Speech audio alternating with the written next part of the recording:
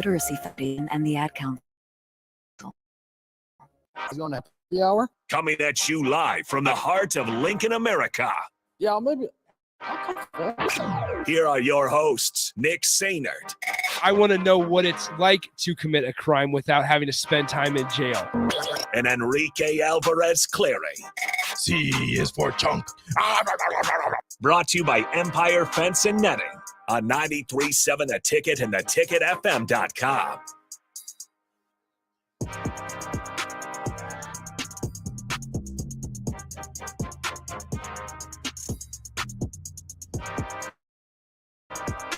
Welcome in. Happy Monday. It's the happy hour, 93.7 The Ticket, theticketfm.com. We're going to apologize in advance because Rico and I are currently watching the World Cup. USA was kicked off at 1 p.m. against Wales, and they just missed out on two potential scoring chances. They're 9 minutes into the game, and it's 0-0, 0-0, if you will. Now, I'll be the first to admit, I'm not the biggest soccer fan, but when it comes to the World Cup and when it comes to USA in the World Cup, I'm paying attention. You're a big fan? So here's the deal. So USA plays, obviously, Wales right now, and they'll play England on Friday, and then they have their third match in their group is Iran, or Iran, I suppose. Iran. You're right. Okay. You're fine. That's the third match, and so that's your group of four: Iran, England, Wales, USA. And basically, if USA wins at least two matches, then they will advance to the round of 16. They'll get out of the group stage, which is big. Now, here's the last time they made it out of the group here's a little stage. bit of a little nugget for you, Rico. That shout out to the broadcast because I learned it from watching it. There are 13 players on USA's roster that are under the age of 24. Sure.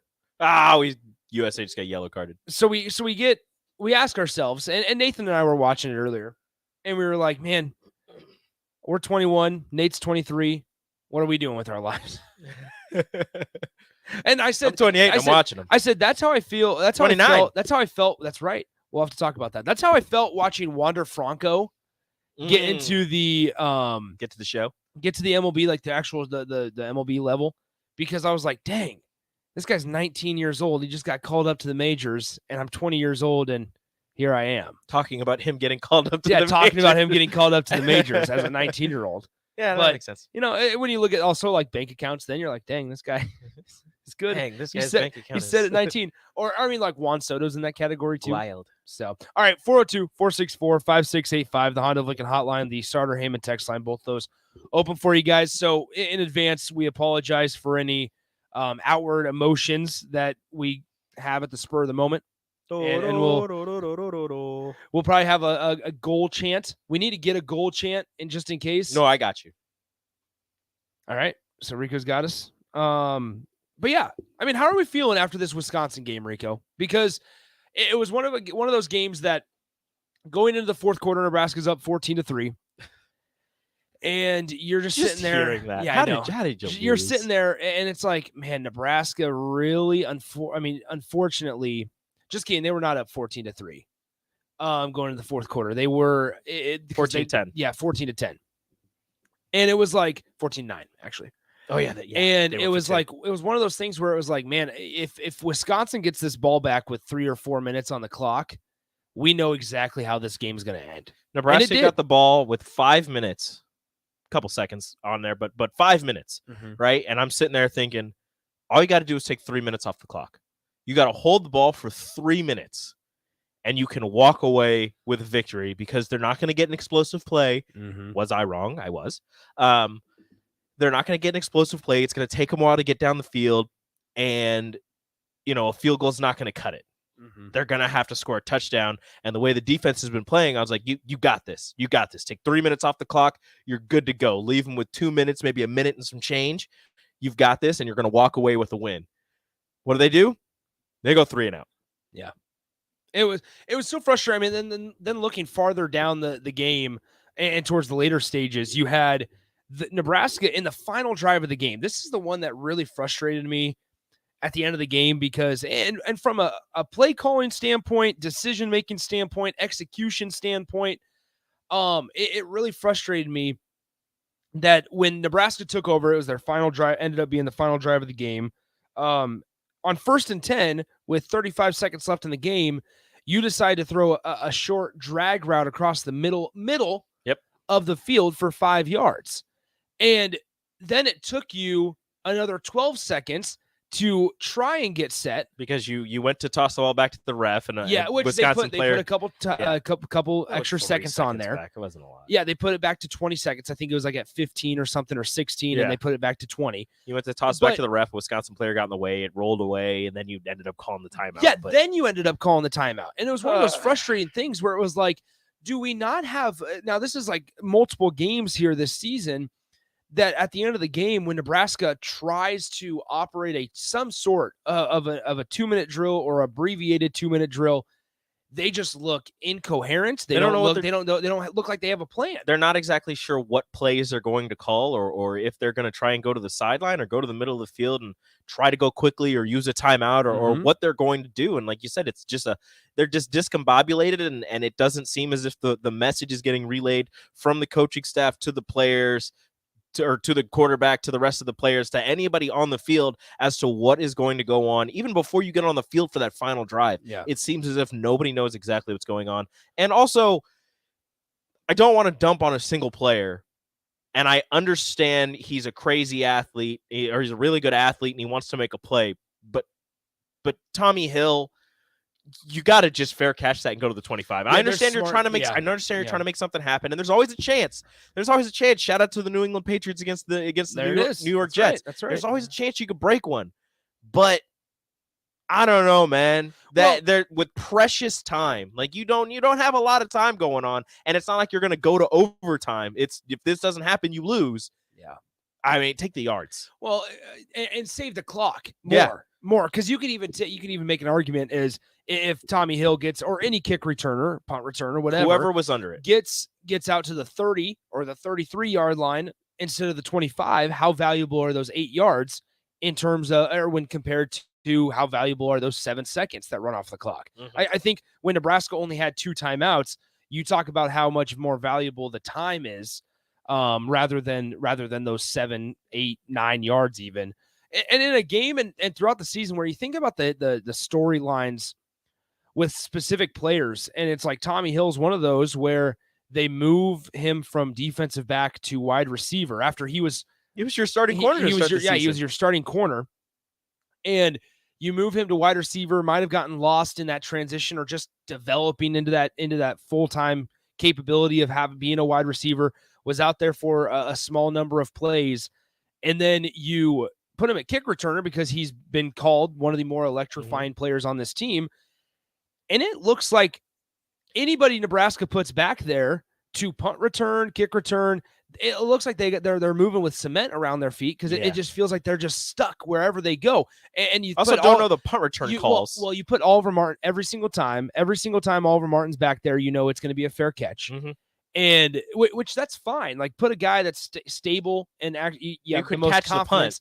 That you can catch the punt. And I get that, but when there's nobody within 10 yards of you, why are you fair catching it? When you're when the closest defender is 11 yards away, you get 3 yards. Okay, that helps. That's 3 yards closer than you were before. Yeah.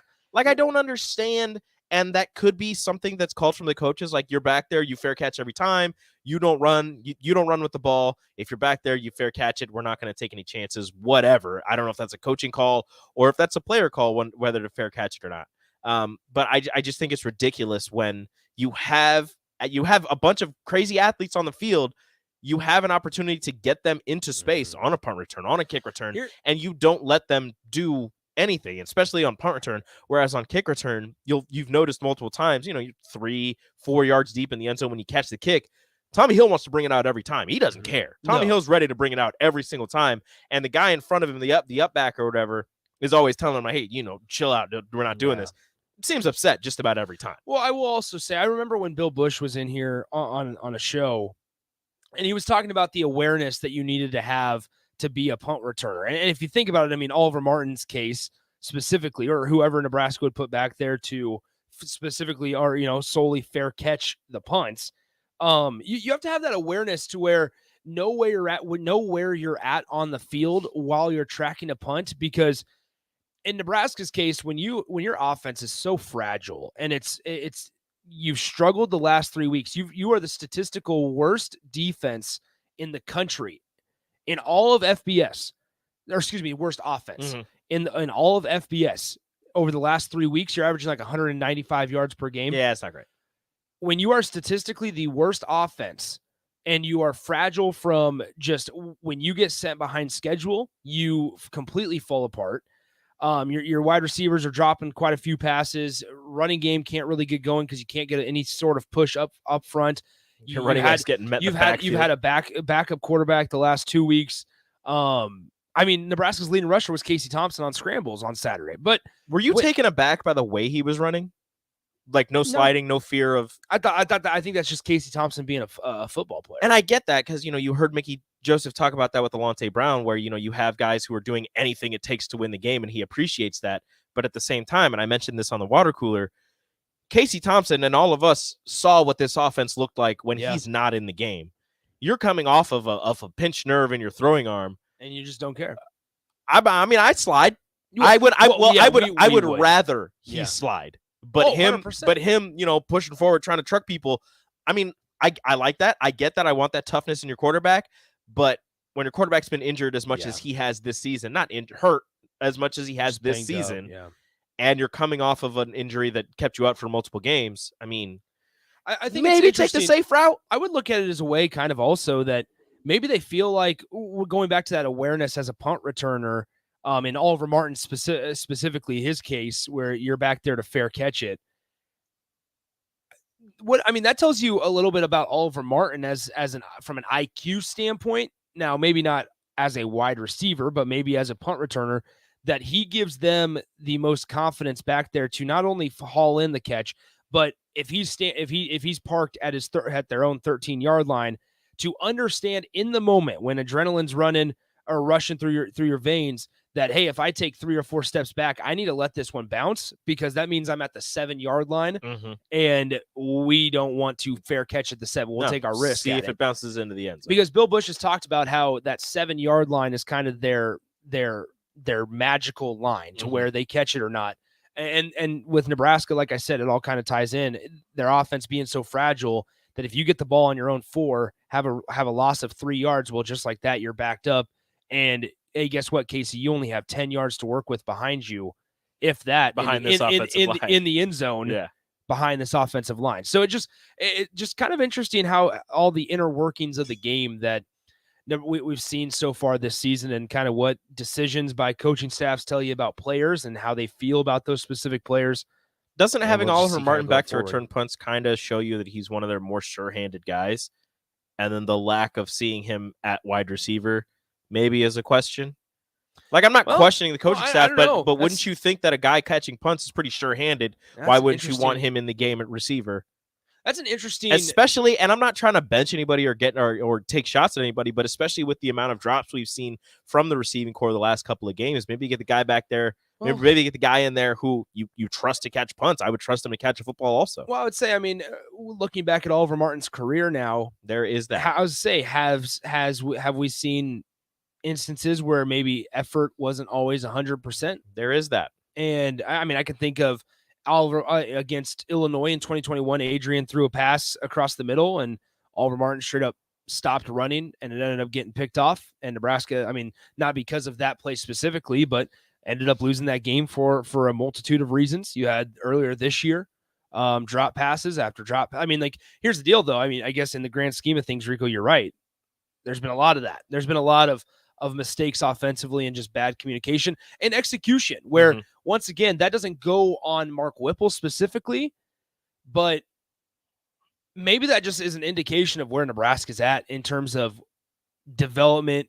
If you needed another indication, where they're at development wise, another indication. Yeah, exactly. Production, talent level, and just kind of the want to be out there. So it's going to be interesting to see going forward. They got a game tonight. I was surprised to see the line at Iowa 10.5 and the over-under at 42, because that's showing So if we do math here, that's showing basically 40.5 would be 20 each, like a 25-14 game.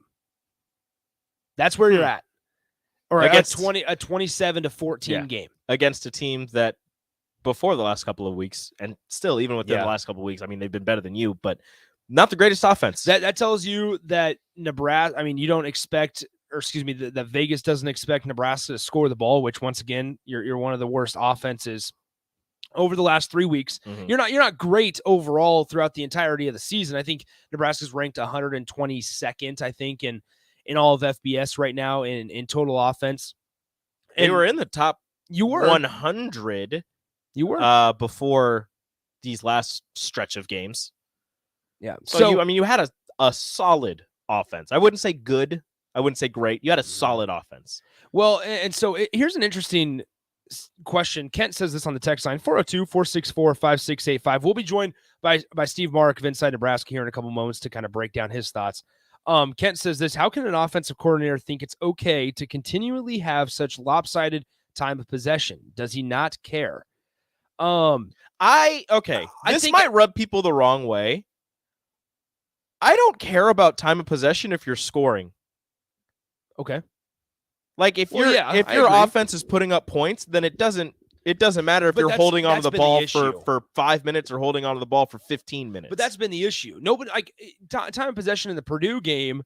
I remember doing that. But the defense, you can't even say that they were gassed because they were giving up plays early in the game. So it's not even that they were gassed in that. They were giving up big plays and touchdowns to Purdue early in the game before they were even gassed and they were out on the field for a very long time. The defense just didn't have it that day. They didn't have an answer for Purdue. So in time of possession in that game, like you were scoring points. It doesn't matter. If you've got to play, and you're going to score a touchdown, you go for it. I don't care if you're going to hold on to the ball or not. I think what Kent's trying to get at, and maybe I'm wrong, so Kent, feel free to follow up here. But I think what's interesting, so you look at the differences in Nebraska's offense since that Purdue game to like Wisconsin, Illinois, Minnesota, right? Mm-hmm.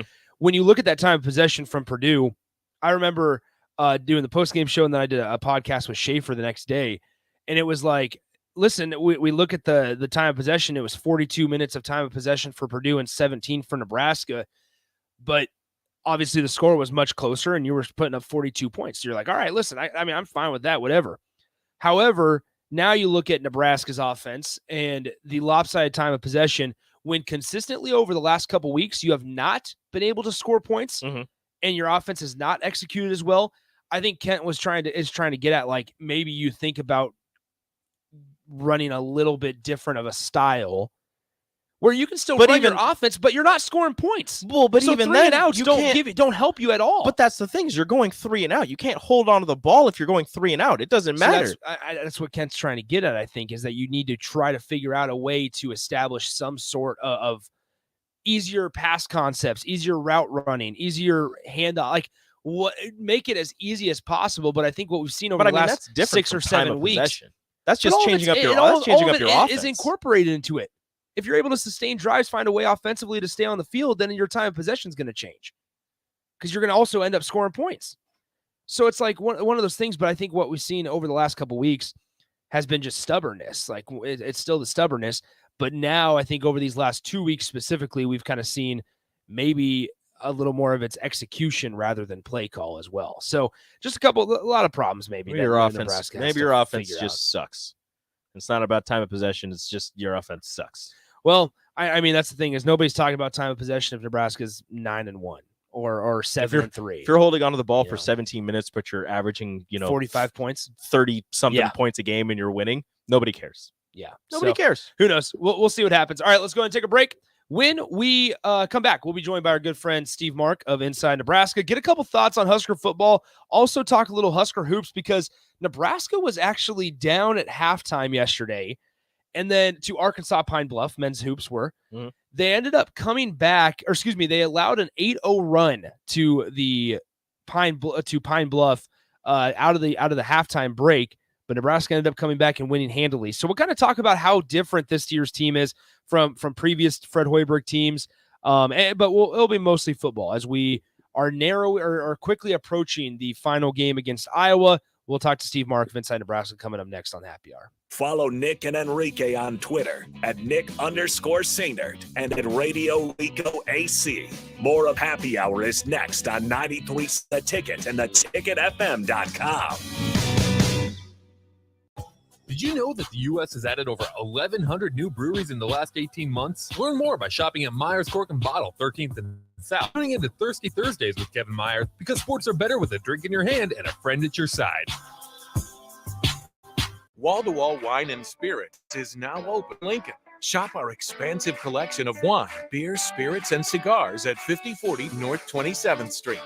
From top-shelf liquor to crowd-favorite beer, Wall-to-Wall Wine and Spirits has a beverage for every taste and every budget. Plus, join our loyalty program to earn rewards and save on future purchases. Shop Wall-to-Wall Wine and Spirits at 5040 North 27th Street in Lincoln. That's 5040 North 27th Street. What does continuing education mean to you? At Southeast Community College, it means helping you advance. Whether that's a certification to help your current career or learning an entirely new career in healthcare, trades and computers and technology, SCC can help you take the next step. Financial assistance is available too. Learn more about our continuing ed classes at southeast.edu/continuing education. SCC, your path to personal and professional development. Another packed fall sports season means it's Street Drive-In to fill up on all your beverage needs. For November, they have tons of fall seasonals, and you can check out their Oscar Blues, Nebraska Brewing Company, and Broken Bat Brewing Company selections as their beers of the month. Also, make sure to download the new N Street Drive-In app to order online and to set up delivery right to your front door. And don't forget their top-notch Crowler fill system. N Street Drive-In, your one-stop beverage stop at 1801 O Street. The Empire brand is growing with ESC fabrication and sandblasting. ESC is your place for custom handrails, industrial and commercial painting, and more. ESC provides custom welding for aluminum and stainless steel and media blasting of all sorts. ESC is great attention to detail. They stick to deadlines and keep within your budget. If you can dream it, they can make it. Contact ESC Fabrication and Sandblasting in Waverly today at 531-207-9329. Hey, it's Sean Callahan, and football season is here, and there is one place that has all the games, plus great food and beer specials. Tanner's Bar and Grill at 30th and Yankee Hill. Whether it's Thursday night football, college football Saturdays, NFL Sundays, or Monday night football, great view of the game from any seat with different food and drink specials every night. Try the Blue Ribbon Reuben Sandwich or the Prime Rib French Dip or any of their famous chicken lips. That's Tanner's Bar and Grill at 30th and Yankee Hill. Wow. Did you ever save me money on my car? Yes, that's why our customers keep coming back. How do you do it, friendly car dealer ? We simply have low overhead and high trade-in values. The next line's yours. Oh. Ready for something better? Mullen Motors is a no-hassle, no-pressure dealership with financing available. Check out the inventory at MikeMullenMotors.com. No taglines, just quality vehicles. Mullen Motors. Rosie Sports Bar and Grill, open for lunch and dinner at 9th and P or at 50 Road. Life-changing research doesn't just take place in outer space. It's also happening right here in Nebraska, and you could play a key role. Solarion, one of the world's leading clinical research organizations, needs healthy adults who are 19 years old and older for a research opportunity. If you qualify, you could earn up to $500 a day for time and travel. Overnight stays may be required. To learn more, call Solarion at 866-213-2965 or visit helpresearch.com/500. 93.7 The Ticket. Fox KFXL weather. Sponsored by Security First Bank. A relationship you can count on. Sunny and mild here for our Monday. We'll top out at 53. Winds out of the north at around 10 to 15. Heading into tonight, mainly clear. An overnight low dropping down to 23. The quiet and mild weather continues for your Tuesday. Sunny skies with an afternoon high of 57. I'm meteorologist Tim Wright for 93.7 The Ticket and theticketfm.com. From selling a home to even building one, you're doing a lot and need a lender who can help you do it. Like Lisa Workman of Security First Bank. Mortgage lending is my true passion. As a director of mortgage lending, I work to ensure you receive exceptional customer service. Mortgage lending from Security First Bank. We're the bank. Member FDIC Equal Housing Lender. NMLS 505011 and 616196. I grew up hearing that women are bad with money, but like many of you, I spent years paying bills, managing checking accounts, and taking care of my family. So turns out women are pretty good with money after all. And now I'm taking control of my financial future by saving for retirement. It's never too late to start and great view.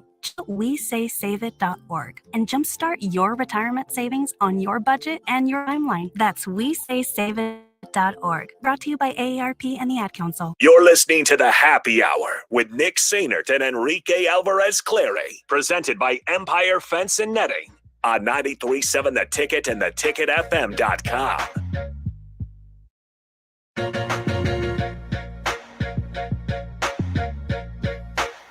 Welcome back into the Happy Hour, 93.7 The Ticket, theticketfm.com. Ridiculous. Nick and Rico, we're getting into it over here.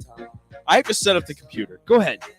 Go ahead and set up the computer. We'll bring in Steve Mark of Inside Nebraska here, of Inside Nebraska. What's up, Steve? How's it going, man? Hey, Nick. Hey, Rico. How you guys doing? Good. Terrible. Did you hear that?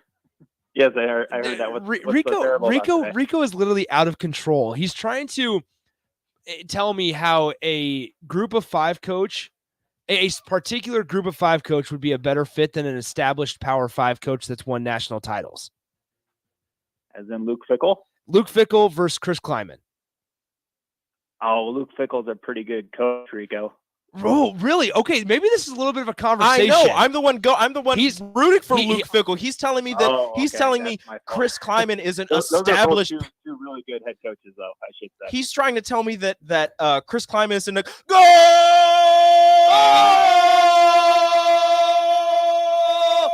Sorry. Okay. Sorry, Steve. USA just scored a goal. I'm sorry, Steve. Oh no, that's fine. I'm locked away in my little office here. I'm a TV list right now, so okay. Well, thank you. Sorry, I'm sorry. We made a vow to our listeners that when we're watching the World Cup in here, obviously, we made a vow if they ever scored a goal, we would do the goal chant. So we apologize. Yeah, that's fine. Yeah, but I always enjoy the goal horns and everything, and especially with soccer with the announcer. So okay, it's fun. Okay, we sorry. Okay. Anyway, so Nick is trying to tell me that Chris Kleiman is more of an established Power Five coach than Luke Fickell is, and I'm trying to let him know that Luke Fickell was the head coach at Ohio State for a year. It was on an interim basis. Yeah, sure. And he went 6-7. And he went 6-7. Whatever. But he was also the offensive coordinator at Ohio State from 2002 until he got that interim job, and then took over as co-offensive coordinator under Urban Meyer for a while until he got the Cincinnati job. So he's been at the Power 5 level in the Big Ten for quite some time. Yeah, in my opinion, Luke Fickell, although he doesn't have technically the head, you can't really call him technically a head coach at the Power 5 level, but he's still one of the guys that I look at and am not afraid at all that he's not going to do well at his next Power 5 gig. Whenever he ends up getting it. I just look at Luke Fickell and I can't see a scenario where that guy kind of fails. You know what I mean? Does that make sense? See, why hasn't he gotten a job then? I mean, Rico read off his record. It's been full of successful seasons at Cincinnati. Yeah. Why? I mean, when you think about that loaded coaching carousel that it was last year, where there was so much fluidity, and just in recent years, why hasn't a Power 5 program taken a chance on him then? Well, I think they probably wanted to take a chance on him, but I think Luke Fickell is a guy that money isn't everything. He has values as a head coach. I think he's happy where he is at, but at the end of the day, I think he's maybe waiting for his great white whale to come along, whatever school that is for him. If it's Ohio State or wherever, the Ohio State job isn't really opening up right now unless Ryan Day goes off to the NFL. But I think he's at the point where he can afford to wait and see and just have fun coaching.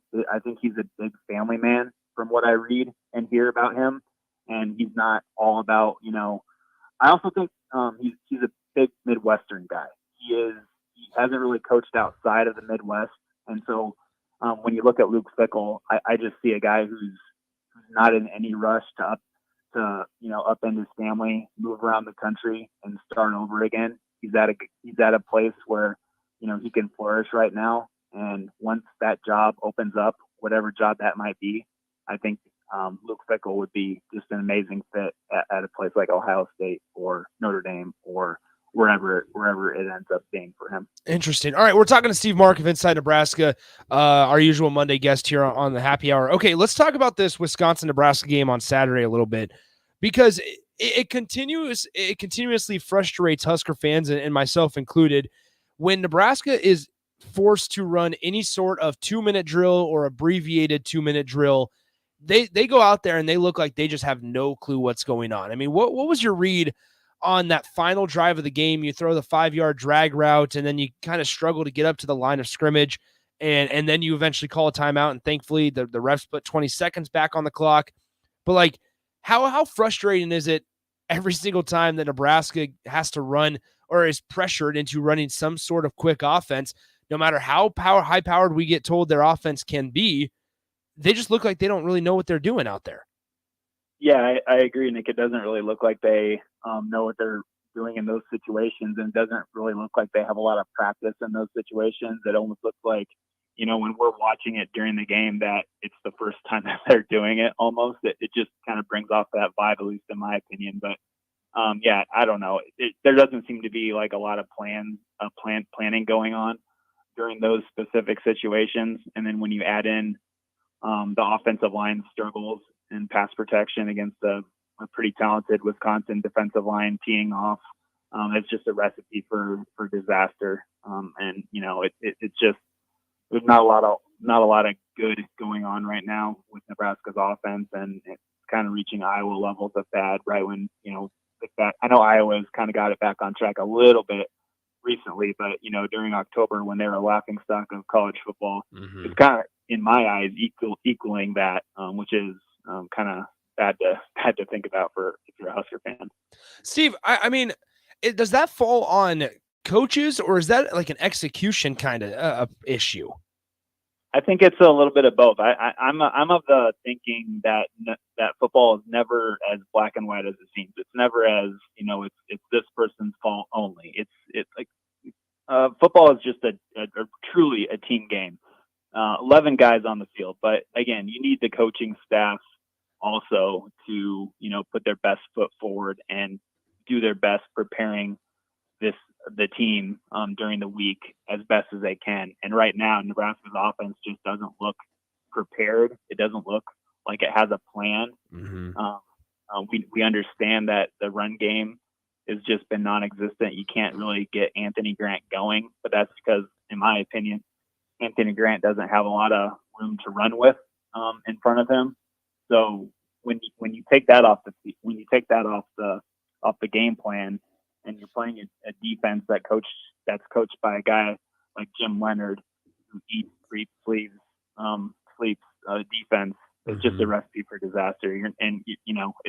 I don't think, after the game, I thought it was pretty interesting that Casey Thompson kind of revealed to us that he still does not have, or at that point in time, still didn't have full control of his right hand, which just kind of makes you chuckle about, the state of Nebraska quarterbacks the past few years. I mean, think back to last year with Adrian Martinez. He was playing with a broken jaw, and then he's walking on senior day with a sling around his arm. And now we have a quarterback who, doesn't have full control of his right hand. So, kind of bad for a right-handed quarterback, but it's just almost like Nebraska just can't have nice things right now on offense. And, I think it's not all on the players right now. I think a lot of it is on the coaching staff and Mark Whipple and how he is adjusting to these problems that he's facing with the quarterback issues. I don't think he's adjusting very well to them, but at the end of the day, there's just not a lot of good things going on with Nebraska, and it might be just a really, really tough situation to kind of coach through as well. When we look at, Casey Thompson and I believe O'Shawn were the only two guys that walked on Saturday that still have eligibility remaining. Is that correct? Yeah, I Okay. think so. I'm not 100% sure on that, but that sounds correct. I believe I read that somewhere, that Casey and O'Shawn were the only two guys that walked on Saturday. We know Trey Palmer did not walk. I mean, where's our confidence level at that Casey does return? Now, obviously, there's some other variables involved or in play there, where one of them's big Mickey Joseph. What's the situation with him? Is he still on staff in some capacity? I think that has a lot to do with it. But I mean, if you had to make a prediction, does Nebraska have their starting quarterback already on the roster for next season, or is it going to be a deal where Nebraska may have to go into the portal again? Boy, that's a really difficult question. Casey Thompson is for a college football player pretty old. I know they've been getting older and older as college football has gone on, but I think he's going to be close to 25 if he comes back. And it's always a question of what the new coaching staff wants in a quarterback, what they want to do on offense. I think Casey Thompson is a guy who can do a lot of different things for a quarterback.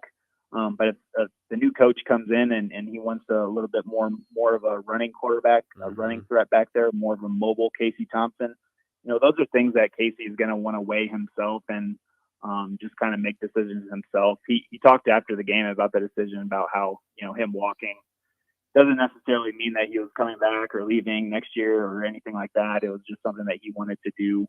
So, I don't know. I just can't answer that right now because I don't really Casey Thompson thinks a lot about things, and he's very, he has deep thoughts about pretty much everything that we've come to know in the media. So he's gonna, have his priorities that he wants to think about, and whatever decision he makes, it's absolutely going to be the best for him for what he thinks.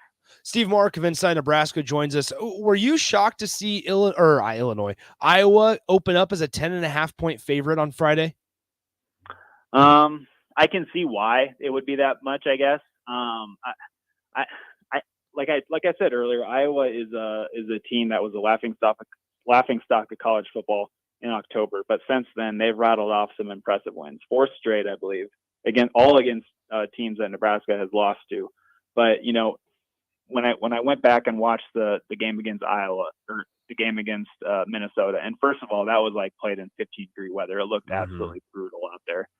But man, they gutted that thing out and they won that despite Minnesota and Mo Ibrahim rushing for over 200 yards.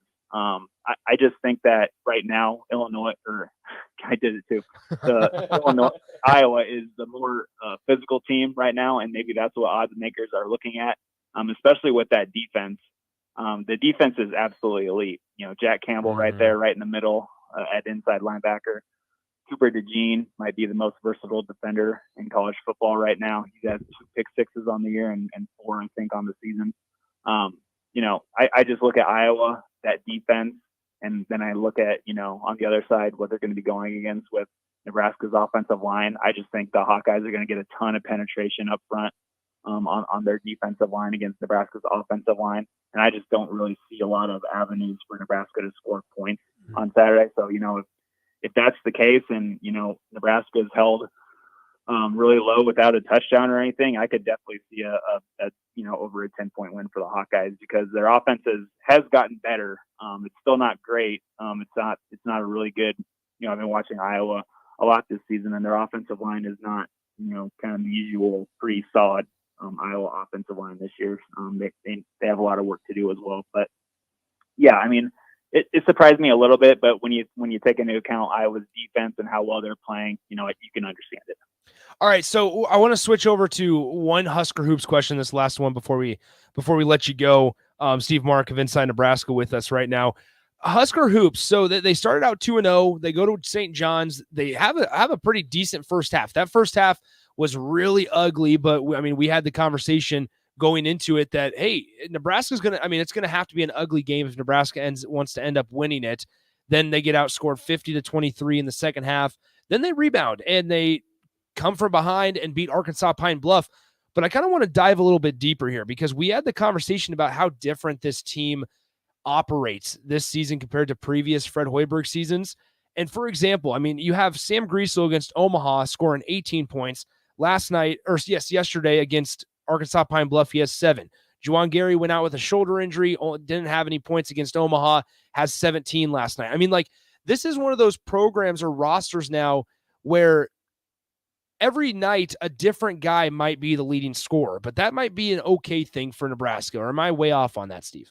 No, I completely agree with you, Nick. That is 100% a good thing, especially for this program and what Fred Hoiberg is trying to build right now with his roster right now. Because another you mentioned the Sam Griesel part. He did well earlier this season, but then against Pine Bluff he had that 7 points, and I think he only took one shot in the first half.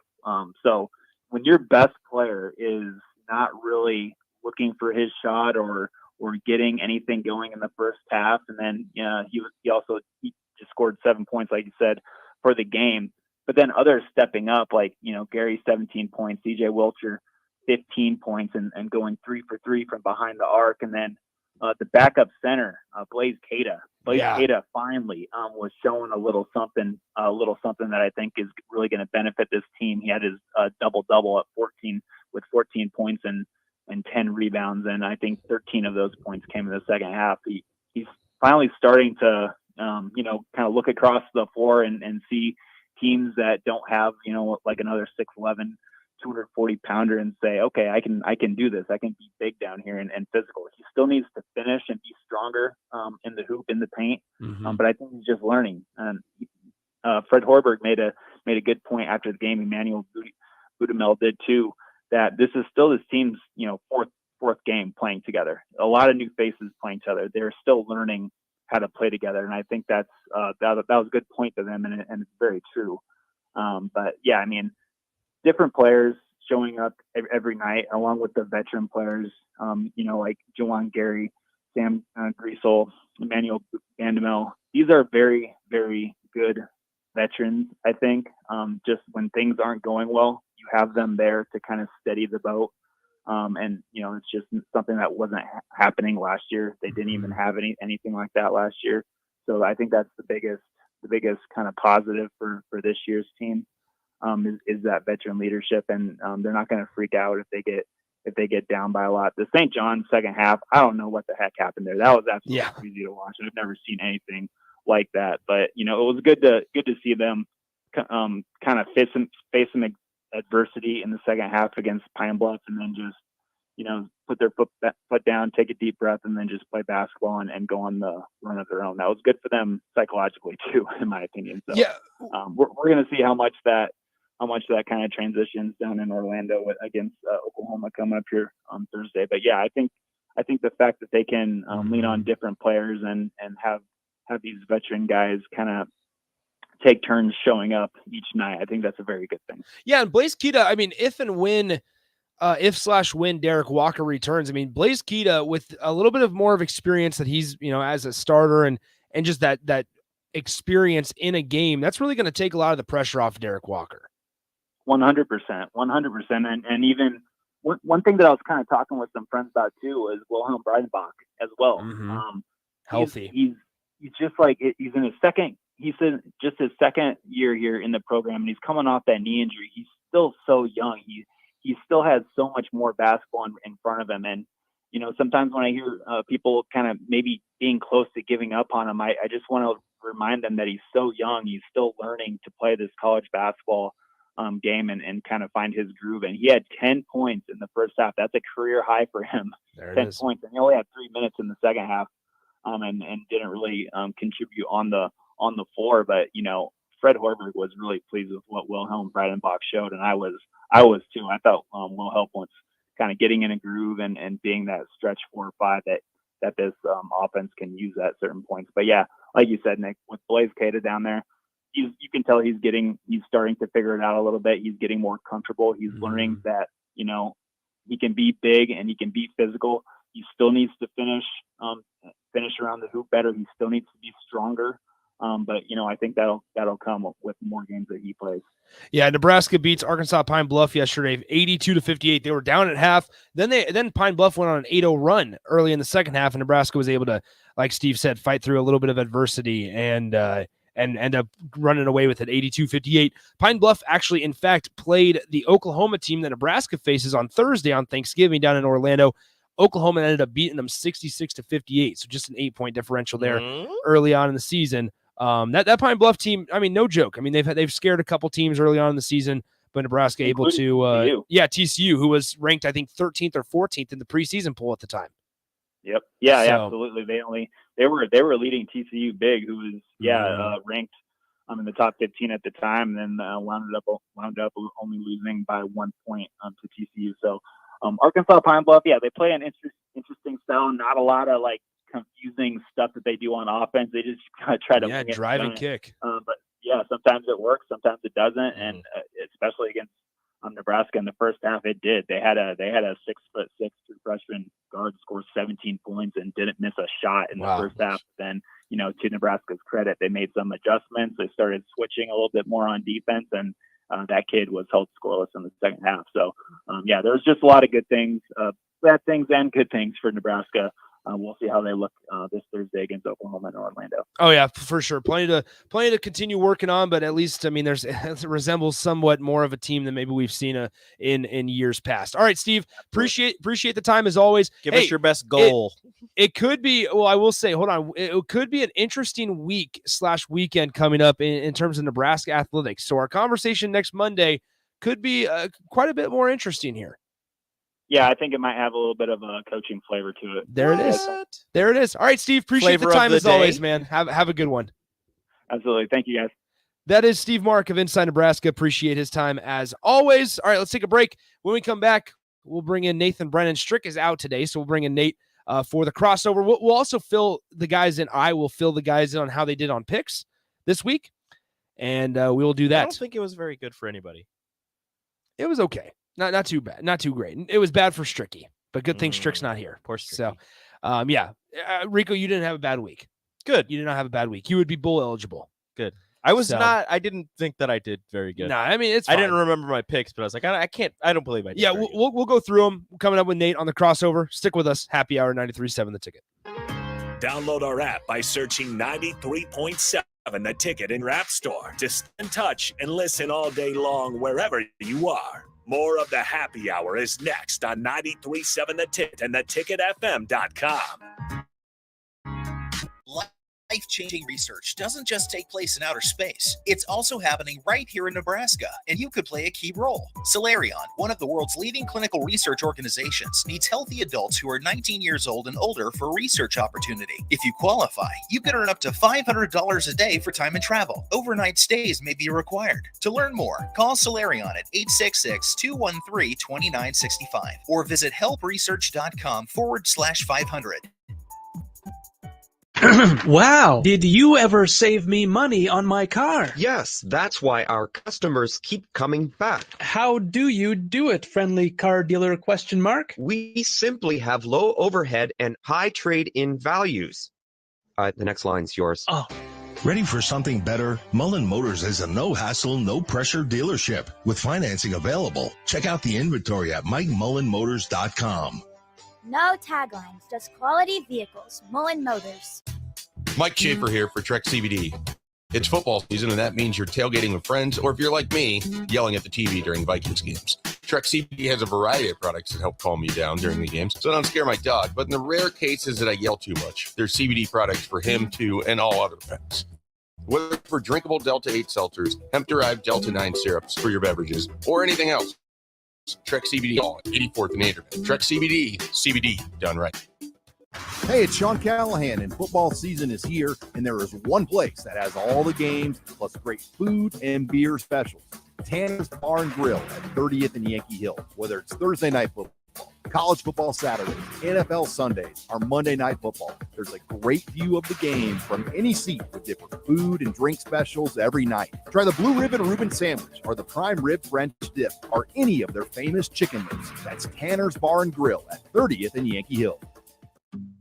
The Empire brand is growing with ESC fabrication and sandblasting. ESC is your place for custom handrails, industrial and commercial painting, and more. ESC provides custom welding for aluminum and stainless steel and media blasting of all sorts. ESC has great attention to detail. They stick to deadlines and keep within your budget. If you can dream it, they can make it. Contact ESC Fabrication and Sandblasting in Waverly today at 531-207-9329. Rashawn Jackson here for Bauer Underground, who has been serving local contractors and utility contractors all across the state since 1997. When you see the black and white trucks, you know the baddest dudes in the business have arrived. Bauer is currently looking for equipment operators, laborers, diesel mechanics, and aerial linemen. Join the brotherhood built on hard work, authentic people, and pedigree of success. Bauer, a family-friendly company who reminds you, go Big Red! This is Dan Friedman. Between 2010 and 2019, distracted driving caused more than 40,000 car crashes in Nebraska, resulting in over 14,000 severe injuries and deaths. Please keep your eyes on the road. If you have a smartphone, put it away while you're behind the wheel. It will help keep our community safe and secure. This message is brought to you by Friedman Law Offices, helping injured people. It's what we do. It's all we do. Find us at friedmanlaw.com today. Imagine your next staff meeting. Now imagine your next staff meeting with a side of ribs. Your next client presentation? Or that same client presentation with brisket and baked beans. It's better, right? Let Mary Ellen's Food for the Soul take care of all of your business catering needs. Feed the staff, cater your next event, whatever you need, Mary Ellen's can help. They can even host your events in their brand new event space located right next to the restaurant. Go see for yourself. Mary Ellen's Food for the Soul at 29th and Pine Lake or online at maryellens.com. Let them fix you a plate. This is Lincoln's home for sports talk on the FM dial. Also online at theticketfm.com. On the internet. KNTK FM Firth, 93.7 The Ticket. Another packed fall sports season means it's time to get to N Street Drive-In to fill up on all your beverage needs. For November, they have tons of fall seasonals, and you can check out their Oscar Blues, Nebraska Brewing Company, and Broken Bat Brewing Company selections as their beers of the month. Also, make sure to download the new N Street Drive-In app to order online and to set up delivery right to your front door. And don't forget their top-notch crowler fill system. N Street Drive, your one-stop beverage stop at 1801 O Street. It's Championship Monday, and it's time to crown the Class A state title winner tonight at 15 p.m. Hey, guys. Nick Sainer. Join me tonight from Memorial Stadium for the Class A state championship game between the 11-1 Omaha Westside Warriors and the 12-0 Gretna Dragons. Tonight's will feature high-power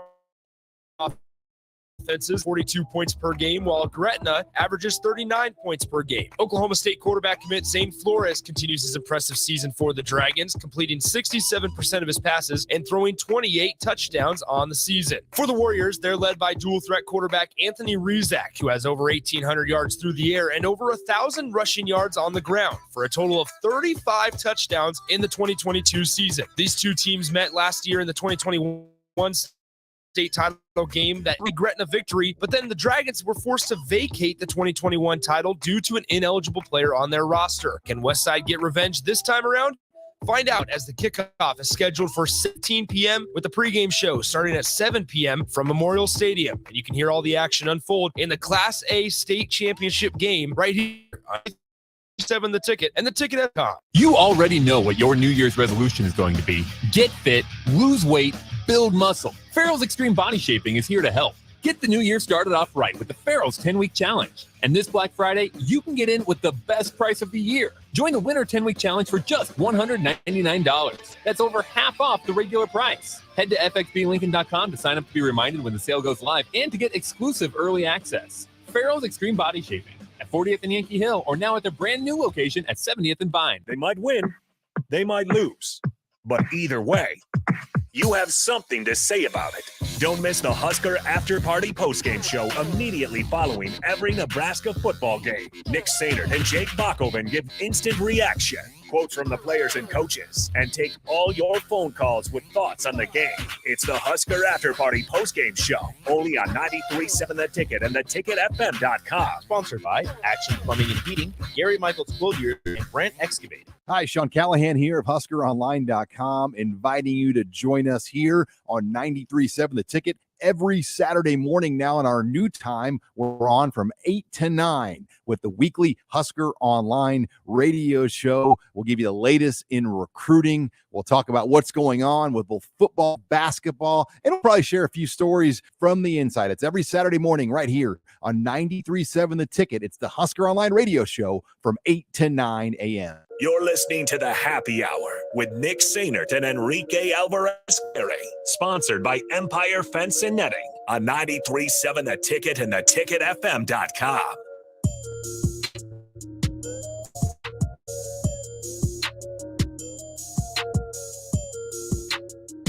All right, we're back here. Happy hour. It's the crossover. Nick, Rico, Nate, and Bach. Strick's not here, so we brought in Bach. Okay, let's go over picks really quick. Let's go over picks really quick here. I know but I want to make sure that you guys get this correct because I know your picks went terribly. I will go through all of our picks. All right. Illinois and Michigan. You were the only one of us that took Illinois. Nice. Rico, you super locked Michigan. I did. That's -2. Okay. If Blake Corum doesn't get hurt. Oh, come on. TCU. Come on. The refs don't here's collude to ruin Brett Bielema's season. That is also true. Here we go. TCU and Baylor. I took Baylor. Everybody else took TCU. Okay. UMass at Texas A&M. What was that, a 2.5? What was even the score of that plus game? TCU Baylor? TCU won by 1. Baylor. No. The next one. I know UMass TCU won. UMass at Texas A&M 20-3. So UMass covered. So Strick was the only one that took Texas A&M.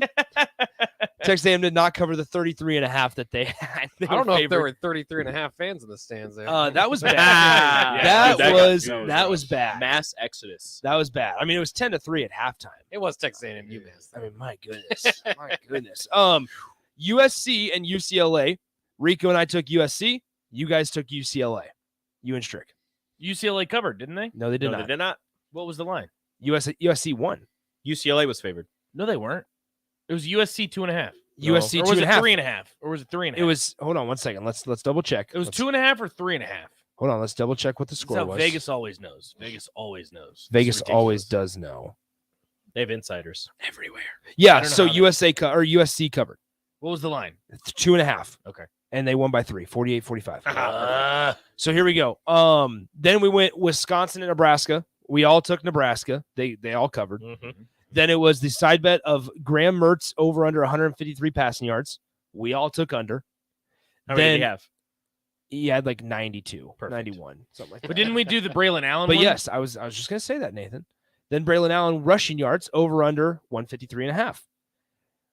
You took over, Nate. We took under. Strick and I took under. Rico did not count that. I just put him as under. Oh, I didn't. I wasn't given that one. We weren't giving. We didn't give you that one. I would have taken under. Yeah. So I just marked you what I did. So then it was Panthers Ravens. We all. Oh, you didn't give me my other side bet that I sent you? We did not take the other side. Why? Bet. Sorry. It was great. It was leading tackler. It was Ernest Hausman as the leading tackler. Oh. Yeah. I would have got another point there. You would have. What in the world? Technically, you did get another point because you got an extra side bet. I should have had 3. Well, you took Friday off. Panthers. It was my birthday. Panthers at Ravens. All of us but Nathan took the Panthers. And I got that right. You got that right because Panthers won or lost by 10. Yes. How about that? Cowboys Vikings. We all lost on Vikings. Yeah. Yeah, that was foolish. Eagles and Colts. Us three took Eagles. You took Colts. And I won that one. Yep. Because it was +7, right? Yeah, it was +7. Okay. Then They lost by what, 1? Lost. Then one. yeah, they lost by 1. Yeah. Then Commanders and Texans. You and Strick took Texans. Rico and I took Commanders. The Manders. But I got my super luck because I said the Yeah, you Colts, said the Colts the were Colts super were my super luck. So after everything totaled up, Rico, you went 6-6. Okay. I Should be went 7-6, but whatever. I went 8-4. Strick went 3-9. Yikes. Nathan, you went 7-5. What? For the second week in a row, you went 7-5. What do you mean 7-5? 7-5. You lost TCU, Okay. UCLA, 2. Braylon Allen side bet, Vikings, Texans. Oh, the Braylon Allen. You lose points for those. He questions. It's not questions it every single time. I I'm do. telling you, It's bro. because it was the confidence that you guys had in Michigan that had me saying, you know what? I think you guys did terribly. Because I was the only one that had Illinois, and I actually said Illinois might win outright, and they got robbed. Yeah, they were. robbed. They got robbed. I shouldn't have. I even said this, Rico, when you were gone on Friday. I told you and Strick, like, you know what? It's Kirk Cousins, not at noon. It's afternoon Kirk Cousins, and Vegas always knows something. And so I was about ready to change it to the Cowboys, but then I was like, the Vikings are 8-1. Like, they have been playing really good football. It was in Minnesota. It was like they were playing. Weird. They've been playing really good football. That's a classic bet with your heart bet. Yeah. Because I like the Vikings. I like Kirk Cousins. I bet with my heart. They look terrible. Yeah, it was. They looked bad, and it was because Kirk Cousins Dude, doesn't play well in the I afternoon. was feeling the Vikings, man. They've been playing some really good. I know. football. I was too. I was too. Seriously. So they're 8-2 And the Cowboys now. have been really bad. So I mean, I wasn't even Tony- with my heart. That was just Yeah, it thinking, was- like, the Vikings are playing good Yeah, football. well, The and, like, Cowboys aren't good. It is. I am glad to see Tony Pollard finally getting some production. I'm an idiot. I didn't start him in fantasy. That you are an That idiot. was foolish. Okay, so updated records overall. Rico 54-63 on the season. Making my way back. Not bad. Nick, I am 75-41 on the season. Strick is 14-25. Oh my gosh! No, okay, he didn't do as many. Yeah, and he was I don't making. want to I tell just you, heard 14, And he was making fun of me. his And then- Strix picks have been really bad. Yeah, then Nathan, you are 14-10 because you have had 2 7-5 seasons. All right, not too Or bad. 2 7 and 5 weeks. I'll take it. So there you go. There's our picks. We'll do them on Wednesday again because why not? We always do them. But Rivalry week. it is rivalry week. So that means absolutely nothing matters, and Vegas has no idea what's happening. Okay, does that? Ooh, okay. Rivalry week is different because they'll put Alabama as, like, I don't know, let's go 21 and a They'll half do point something like favorites, that, right. and Auburn will lose by like a point because it's rivalry week and nothing matters. Okay, so it's going to be this week, week 13. Who's Monday Night Football tonight? Sidebar. Oh, Mexico City. No, okay, yeah. So it's 49ers, Niners and Cardinals. Cardinals. Oh yeah, Of course, there you Bucks go, Cardinals. Bach. that's right. Okay, so couple How's couple that working out for yeah, you? It's never worked out very well. couple early lines here so far for rivalry week. Ole Miss over Mississippi State by 2.5. The Egg Bowl. Here's one I'm taking to Tulane here. Tulane's legit. Tulane is legit. Tulane's good. Tulane is a 2-point underdog at Cincinnati. Haven't they already played? Is that a rivalry? It's on Or no, here. Tulane played UCF. That's Yeah. right. Yeah. Is it at Tulane? It's at Cincinnati. You guys ever been to New Orleans? If Tulane's ever played in New Orleans, you take Tulane. I have been It to is New the Orleans. Wild West in New Orleans. There Um, are no rules. I've been to Bourbon Street. So did I during Mardi Gras. Sounds like a terrible experience. There are no rules. There are no rules. Okay, so then it's NC State and North Carolina. North Carolina is a 6.5 point favorite. Okay. Florida and Florida State. Florida State is a 9.5 point favorite. Take that. Florida's Sounds about right. garbage. Florida's terrible. That's the Vanderbilt. That's when you know it's bad. Kansas and Kansas State, Kansas State. in Manhattan. Double digit favorite. Kansas State 12-point favorite. Called it. Sounds about right. Smart. Who the biggest spread of the weekend? Georgia Tech and Georgia. Well, of course. Georgia Tech just got the upset. Let's say Don't Georgia Tech just disrespect the won. Ramblin' Wreck. That is true. If Georgia Tech wins, they are bowl eligible Ooh. with an interim head coach. Georgia Tech is a 35.5 point underdog. Jeez. I'd take Georgia Tech. I wouldn't. It's at Georgia. Nah, Georgia's looking to make it. Georgia's looking to make a statement. It's a Rivalry rivalry game. game. You guys know the name of that rivalry? No. This Ooh. is such a bot question. This is a This this is so a bot- great. You're This gonna is a bot say it, and I'm question. gonna hate myself because I didn't know this. It's a good I think it's good, clean, old fashioned hate. Oh yeah, nice. it's a great one. This is what I want to know. Hold on, because one more. Ohio State 8.5 point favorite. It went up half a point. Michigan It went up can't half pass. a point. How do we Where's feel it at? about that? Where's you guys notice Ohio that? State. How do we feel about that Ohio State? I bet still that we feel made? good because Ohio State They look was not great against Maryland. At Maryland.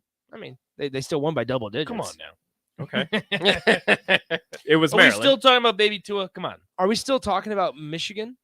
Yeah. JJ McCarthy. I actually Come want to on. bring up something though. Indiana lock of the weekend. I wish that was in your guys' thing because I was going to take Indiana. Strick took Michigan State. Foolish.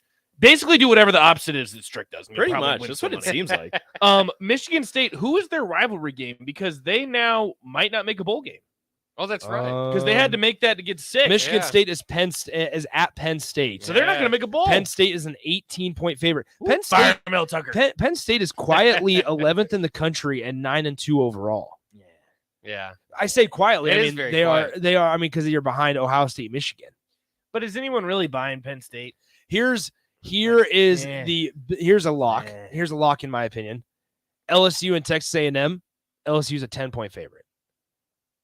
Dude, I'm telling you, Texas A&M and Jimbo are going to mess around and beat LSU before they head to the SEC championship game. They're going to mess around. No, they're they're going to mess not. around and barely put up points on UMass, and then drop a 30 bomb on LSU for Here- absolutely no reason. Here's also another a game of the week potential behind Michigan and Ohio State. Number 18 Notre Dame at number 7 yes. USC. What a game. USC is Don't a they 5. normally play that earlier in the season? They just switched that to the end of the I'm season? not sure, honestly. Well, it Sometimes. depends because Notre Dame used to play Since Michigan. their every year. independence. Is it at Notre Dame? No, it's at USC. Oh, but darn I it. mean, how tough of a place is the Coliseum to play in? No, but I just wanted it to What's be that at. supposed to mean? Fuck. You're the USC guy. Are you kidding me? Oh, no! Fuck! I'm blind. I just how wanted tough- it to be at Notre Dame so it could be cold for all those, soft California. That is true. That is a good point. Here's the deal, though. You talk. South Bend gets cold. You guys know how I love Marcus Freeman. What? It's not like you talk about it every day. And here's the deal. Here's the deal. I didn't know you liked him. If Marcus Freeman, think about this roller coaster of a season that Marcus Freeman has had. He was close. Like people wanted him gone early in the year, And then he converted. then he No, he that's converted right. to That's what Catholicism. He became a Catholic, He and they became- started winning. He became a I Catholic. forgot. They, Not wrong, they man. started Not wrong. winning.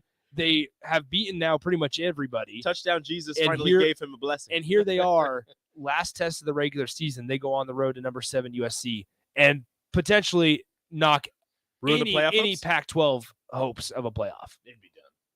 If it's not already. How come? Interesting. I love the Nebraska Iowas during rivalry week, but how come it's not Iowa State? Because they play that early in the season. I don't know. Why is that? It's one of those things. Isn't that a pretty big rivalry? It's I like don't know. Texas, Oh, yeah. Oklahoma. Yeah, there's other rivalries fair. going on. Dude, this is the last Bedlam. Oh my gosh. Bedlam's dead. It's done. Yeah, Bedlam's dead after this. and a No, matter- it already played last How week. is it done? yeah, they it's didn't. dead. Yeah, they yes, did. they did. Yeah, They're done. they played last week. They- Oklahoma won. Oklahoma State. Oklahoma destroyed them. Yeah. And it was Oh, like, I did. if you talk to Oklahoma people, Rico's No, like, no, no. "I Are don't you know sure? what happened." Yeah. They won. No, they didn't. They won by like 13. You'll never get to enjoy Bedlam again. Sorry. I don't even remember over. this happening. I think it was Oklahoma- 27-14. Oklahoma won 28-13, but Oklahoma was leading 28-0 after the first Why quarter. the hell did they move Bedlam up? They straight up. They straight I up. missed Listen it. to this. They listen to this. They straight up did not score another point after the first quarter. So who do they play then? Who are they playing? Who does Oklahoma play? Honestly, Indiana produced the game. How the hell did I miss Bedlam? Well, it shows was us how on, much like, attention you're ABC. paying Yeah. attention. How much you pay attention. That makes me sad. USC, Um, UCLA was on at the time. A riveting matchup between 2 6 and 5 teams. Oklahoma travels to Texas Tech. Texas Tech is very What kind of quietly. matchup is that? I know that's Texas bad. Tech very They- quietly a good team. I hate The that. Big 12 isn't participating in rivalry week. Yeah, Literally you at have all. here's Kansas State. Yeah. Kansas State. Like the what's the rivalry trophy for that one? I don't know. Like the goldenrod or something. Yeah, like that? something like that. some golden type flower? of sunflower. Goldenrod's the state flower of Nebraska, isn't it? Okay. Yeah, the sunflower is the state flower of Kansas. The sunflower state. That is true. Now, Nebraska is it? It's the goldenrod. What's No, he's the, right. What's the bird? That might be the bird actually. The Meadowlark. Meadowlark. Yeah. I don't know names, things. Sunflower places, and things. Showdown. Sunflower Showdown. It's Oh, okay, that's so- actually pretty cool. So it's the Sunflower Showdown, but the That's awesome. the trophy is called the Governor's Cup. The governor's cup. The Governor's Cup. The Big 12 matchups. It's like Virginia Tech. The Commonwealth West Cup. Virginia travels to Oklahoma State. Who does Texas play? Texas plays Baylor. That'd be an interesting one. Crush. I'm curious, what's Steve Sarkisian's seat like? It's fine. Texas he's Texas is 7-4. He's fine. all right. He has Arch coming next year, That's true. You have Arch. That is and also true. you were missing Quinn Ewers for a couple games. Yes, but Xavier Worthy and Bijan Robinson won't be there forever. I think the fact But that they'll be he there next competed year. with Alabama gives him another year or two. Yeah, they'll be there next year. Interesting. Honestly, the standard for a lot of these schools is just competing against Alabama. It's not even beating them. Texas is ranked. They're the only 4-loss team that's ranked in the AP poll. Really? Yeah. I didn't know that. College actually. football playoff AP and AP, poll. poll. Alabama and Texas, they need to be ranked. If they're not, you're fired. AP You're done. AP poll is trash. All Those are the polls rules. Oh, also, you guys are welcome. The real lock of the weekend: Iowa, Minnesota under. Easiest money I ever made. What was the score of that game? 13-10. Yikes. Bach was loving every Yikes. second. Shout out to that game was I know you perfect. did. Shout out to It Mo was awful. Ibrahim for like 240 Yeah, rushing yards. Mohamed It had- Ibrahim. And it had like one touchdown. How does that happen? Hold on, How we're- does that happen? That's a great question. It was 13-10. I'm pretty sure Iowa was up 10-0 in the first quarter and didn't score for the rest of the game until the last second. Did Kaliak Manis or whatever throw an started. interception? Oh, yeah, to Jack Campbell. Shocker. Riley Moss. Riley Moss got the tip, got up, and got 2 blocks. That's Iowa football right Buck, there. Buck, Buck. Let me ask you. When he does let me ask you. Do you want I despise Our biggest fights No, in the no. water cooler are always over Iowa. Every Hey, time. Buck. Oh, Who it's do you just want to awful. win on Friday? Well, I want Nebraska to win. Of course. But he wants Nebraska to win Iowa way. Yeah, I want Nebraska to out Iowa. So I Iowa. like Jory said it best. The final score 6-3 with the team that wins 3 safeties. That's how you get the 6 points. Yeah, 6 to no touchdowns. What if it's a Nebraska at Texas A&M type of game when Bo Pelini was coaching and it was 9-6? Yeah. It was Or 9-6. I know you love at this Texas meme, Bach, the A&M. Frank Beamer 0-0 Oh, at the end yeah. of regulation. It's all setting up. Did you guys? That game was awesome though. Did you guys see the Big Ten? It was like they said. I got this stuff at ESPN. The first time the Big Ten had 4 conference games with neither team reaching 20 points since 1963. That's what we saw this last weekend. So here's what's crazy. Spencer Petras. I now hate Big Ten football. Yeah. so But then much. Indiana put up like No, 40. so get this. So Spencer Petras, obviously sacks are calculated into this. Negative 14 rushing yards, 1 touchdown, and his longest run was 1 yard. Sounds about right. So he had a quarterback sneak of 1 yard and Bach loved ended every up second of finishing. it. That game with was so cool. But Ibrahim, 39 carries, 263 yards, and a touchdown. That's crazy. The fact he only had 1 touchdown is very Iowa. Very That is crucial wild. fumble. You Very gotta, Iowa. So throw in there, Aaron too. texted in. You want to talk about 240 and 1 touchdown? Ole Miss had 2 running backs over 200 yards, and we're still down by 36 at one point to Arkansas. That was SEC Network stuff. I didn't even. Yeah, I had to go over Fraudulent. and find it. Told you, Ole Miss. Or maybe Lane's looking around. Yeah, and then everybody Different- wants to say you run Nah, the just ball. 1 week at a time. You Let run it the know. ball, you control the clock, you win the game. They had 2 running backs over 200 and down by 36. That's crazy. Screw your time of possession. All right. Should we get out of here? I think it's we 2:21. We probably You guys can hang around as long as you want. No strict today. No strict today. No strict. What's coming up on the block? We're going to talk some Nebraska football, obviously. We'll probably talk about this World Cup game because I was telling Bach about this. I have not watched a second of soccer in 8 years, and I'm getting really into this game. I get US up by 1. I get into it when it's. I said this to open the show when it's USA and in the World Cup. I agree. I get into Or it. the Olympics. I am a huge yes. I'm a huge Netherlands fan when it comes to the World Cup, but obviously rooting for Team USA. There it is. There he goes. So But yeah, we're big USA folks. give me the orange. They spell it with a J. Don't know why. All right, we're done for today. Stick around on the block with Nathan, and then just kind of a rotation of all of us. Is that a penalty That's shot? gonna be a penalty That's shot. gonna be a penalty shot. It was right outside the box. All right, we'll get you updated on the other side. Stick with us. 93.7 The Ticket, theticketfm.com. Adios.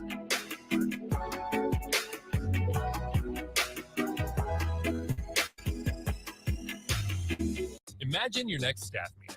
Now imagine your next staff meeting with a side of ribs. Your next client presentation, or that same client presentation with brisket and baked beans. It's better, right? Let Mary Ellen Food for the Soul take care of all of your business catering needs. Feed the staff and whatever you need. Mary